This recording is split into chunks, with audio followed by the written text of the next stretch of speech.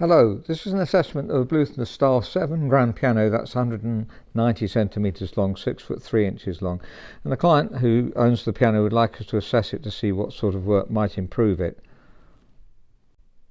There happens to be alongside a style 7 grand piano that we have in stock that we've repolished. You can see the music stand, different style. This is 1898, and just after that they changed it to the plainer style. Now, the key tops on the 1915 one are quite yellowed, and also a lot of them come off and stuck back on. It's very common for ivories to come off the front of them and then they have to be stuck back on. And there's some ridges here. We can certainly improve those, but what we would do if it was a stock piano is definitely replace them. There's too many that are bad, and they wouldn't be acceptable for resale. So we would take them off and put modern key tops on instead. It's very commonly done these days because ivory's getting harder to buy and sell anyway, and so we would automatically do that, I'm sure. The 1898 one has perfect ivories, which is encouraging. When they're like that, obviously we're not going to replace them. You just about see the line, but that's original there. None of them been cut back and taken off and stuck back on at all. There's little cracks in the front of these. That does happen sometimes, but generally they're in perfect condition. Not quite even in this because we've taken the hammers are being replaced, so there's no action inside. Veneer on the piano is wonderful, and we would definitely French polish this if it was a stock piano.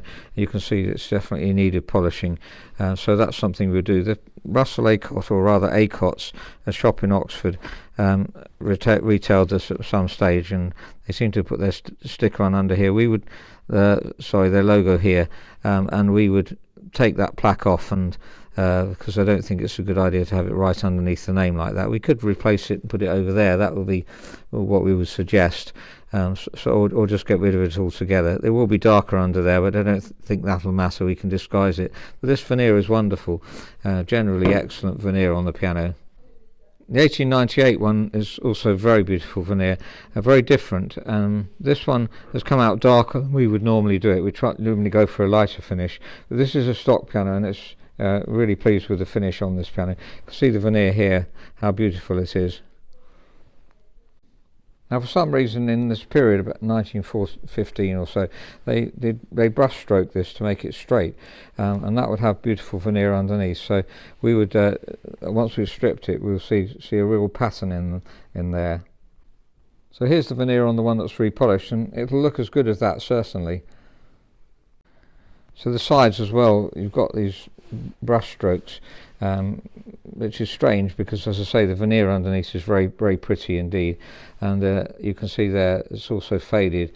Let's go around the whole piano. The veneer is in good condition, so once it's stripped and redone, it'll just look really patterned and very beautiful. That's the top of the piano, and again it's been brush stroked. You can see these straight lines, so that's something we would love to do. Here's the top of the 1898 piano, and that would have looked equally not very interesting compared with when you repolish it, and you have as much contrast as possible to bring out the difference in the grain. So Rosewood always does polish out French polish really beautifully. Now there's the top lid of the whole of the top lid of the 1915 one. You can see the brush strokes right across, and you see also contrasting colour here where the lid's been obviously folded back, and so you end up with a fade line, and that's so common if you've got a piano. Not just direct sunlight, but just a very light room will cause that to happen. The legs and lyre on older grand pianos tend to be a lot darker, but we try to lighten them to match the casework a bit better than that, but they still will be slightly darker.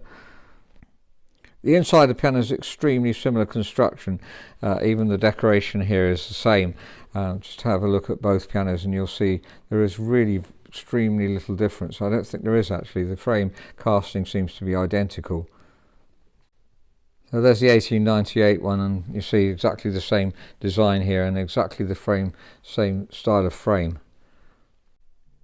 Now there is some moth damage on the felts here, as you can see. look carefully, that they've definitely been eaten. Inside the piano doesn't seem to be, not in the action, doesn't seem to be any moth damage, which is very encouraging. But here there is moth damage, so if you want to get rid of that, then obviously it would be, I don't think there's live moth, though we would check, and we have got moth killer and preventative and so on, which we're always having to do. So it's very common for pianos to get moth in them, and other felts too have got some moth here.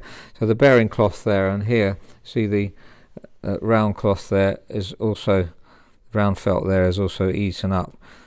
It's just in that area mainly. The rest of the piano doesn't seem to be too bad, just that top area there. Now I've checked the tuning pins and they are tight, so they'll definitely stay in tune, and the piano generally is in tune with itself, though it's quite flat. Now picture the piano's A434, and so this A here is 434 and it should be 440.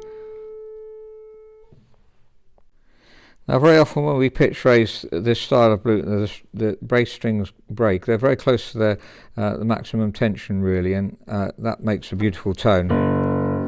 It's one of the things that contributes to the beautiful tone. These are original. You can see the coning is typical original, as we've shown before. For Bluthner, it sort of cones. It's beautiful really. There's no ridge here, as you get on other grand pianos. On the 1898 one, it was also flat, and we have pitch raised it, and none of the strings break. So it's just a sort. I would say probably 10-20% chance that some of the bass strings will break when you pitch raise. We didn't have any breakages on this one, and we like to keep the original strings if possible because they sound so beautiful. The soundboard's in good condition. It's very dirty, as you can see. We certainly can clean that. That's no problem. So here's the soundboard on the stock piano. We haven't refinished the soundboard. It wasn't necessary to do so, but apart from a slight scratch you can see on that, that's very clean now. Now, because of the moth damage here, it's obviously a candidate for restringing if you want to get rid of that. And certainly, if it was a stock piano, we would do that because of the felt obviously damaged by moth. So I think we'd restring this piano. We wouldn't even attempt to pitch raise. But if you want to obviously be economical on it, then pitch raising is possible, and we'll see if they break or not. And it'd be difficult to make that look good, but so we can disguise the moth damage, but really we would like to restring the whole piano so that we can get that looking perfect. Before taking the action out of the piano, I want to look into an issue that's common on the pre-1925 patent action Bluthners, and that is that the rest plank here is too thick, and the hammers, you can see the hammers at the back there, you have to tilt the action to get it out. Now the rest plank doesn't need to be as thick as this. I'm just putting this into the bottom of one of the tuning pin holes, and you can see there's that much extra, and in fact if we line that up with the rest plank, there's more than enough to make the rest plank level with the front rail here. So if we pull the action out of the piano, the hammers come in contact with the rest plank, and when it gets to here you have to actually tilt the action to get the action out. So I hope you can see that on the video, that I'm having to tilt it because the hammers are too high up. If you look here, you can actually see the hammer is in contact with the rest plank. So there's a great danger when pulling the action out that the hammers can break, and that may have happened to this one, or that may have just been the usual reason that fingers are touching the keys when it's pulled out. Though that's usually on the bottom one here, my fingers touching the key here. If it's pulled out and the hammer's up, obviously you can snap that off. It does happen to us all at least once or twice in our life, I think. Certainly happened to me, where this is slightly up, or maybe they're just slightly up anyway. You need to check the hammers are down when you pull the action out. One or two are stiff here. The hinges need lubricating, and that might be up when you pull the action out. So you have to look very carefully before you take an action out. Anyway, any action, that is, not just this one. So the hammers are stiff here. They need lubricating, and we need to lubricate the balance rail as well. So you can also see this white dust indicates that the hammers, I think that's because it's been refaced at some stage. And the hammers here are very, very, very worn. If you look in the middle, sometimes on the Bluthner they get a lot more worn than that. If you look at the end, that one there, you can see it's quite flat. So that's hitting too much of the string and giving a very dull sound compared to what it should. You could reface those, but really there's not an awful lot left to reface, and I think you'd have to replace the hammer. So the main work that would really improve the tone on this piano would be replacing the hammers. So that's not just refacing, which is where you shape the hammer down so that you get a more of a point hitting the string, and that gives a clearer sound. But in this case, they're quite soft as well, so that's another reason to replace them. So replacing it too, you need to tilt it really as much as you possibly can to get it back in. And I did ask a colleague who's worked for Bluthner for 10 years, and he works together with us a lot, and asked him what he found out from Bluthner's, and he said, well, they just said you had to tilt the action on a lot of pianos. They didn't really give an explanation apparently, so we don't really know any the better for that. But if you're in the trade and would like to comment and think you've got an explanation, please do let us know. But as long as you tilt the action like that, then you won't break any hammers, you won't cause any damage. Maybe there ought to be a label put on here, and I have put one on once, that you have to tilt the action to get it out, because it does worry some tuners. There's quite a lot of work that we could do to improve the piano, and would like to do that because they're such wonderful pianos, these old Bluthner Grands. And I noticed that the key dip was very great, so that's the distance the key goes down. So this is an 11mm key dip measurer, and it's going, as I push it down, it's more than 11mm. Now Bluthner's are normally 10.5 maximum, so that's more like 11.5, 12. A lot of them, they vary slightly, but 11.5 to 12. And that does give a strange feeling to the touch, and a lot of the sharps are disappearing as well. They should be a couple of millimeters at least above the naturals there, so that would give a much better feeling for the touch. That one disappears a long way down. So the main work to improve the tone would be to replace the hammers. And we did talk about pitch raising, because it's 434, should be 440. And pitch raising, you do at your peril on this particular model. Very, very often the bass strings break. We could change all the strings. That would be because we have a problem with the moth damage, which hasn't damaged the felts in the piano at all inside the action. Fortunately, they haven't got in there, but there's definitely moth damage on the bearing cloth. So that's in order to obviously make that look cosmetically good, restringing the piano, you can put perfect ones on again. And so it's quite a lot of work to do. And last of all, the touch, as we're always showing, that it's higher than it should be, so it's heavier than it should be. Well, 52 for middle C is fine really, but 58, there should be 52 maximum. In those days it was more like 48 grams down weight on this model of piano, so that will certainly make it feel a lot better to play, and general regulation will as well. Now the French polishing, that's something we would love to do. If it was a stock piano, we wouldn't hesitate.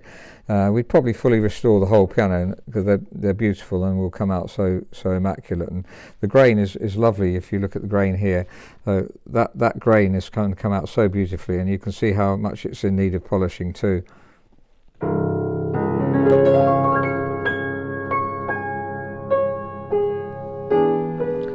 So that's an assessment of a Bluthner style 7 grand piano made in 1915, 190 centimetres long, 6 foot 3 inches long. And really, for domestic pianos, there isn't a better piano in my opinion, and we've restored so many of these because we just love to do them.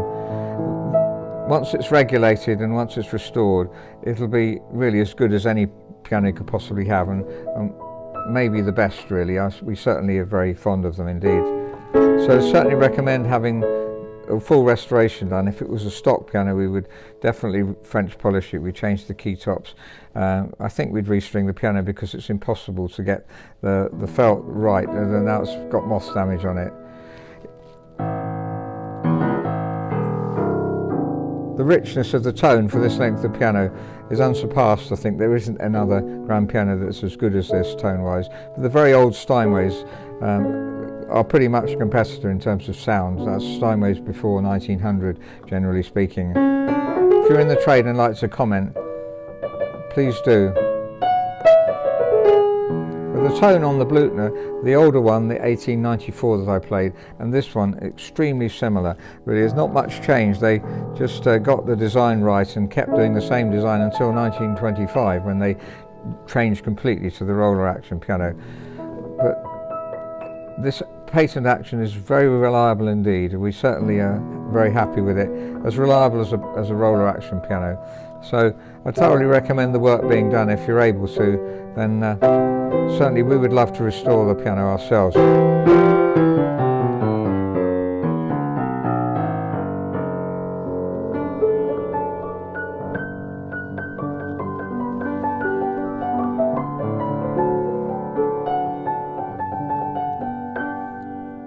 the moment the tone around this area here is too soft, if you listen to that note, and too much hammers hitting the string, so you're not getting a purity of sound, and it's very hard to get a good tone out of it, and this makes the whole keyboard inconsistent. So hammer changing is definitely the #1 job that will improve the piano. Thank you very much for listening. If you have a piano that you'd like restoring, please do write to us, info@robertspianos.com.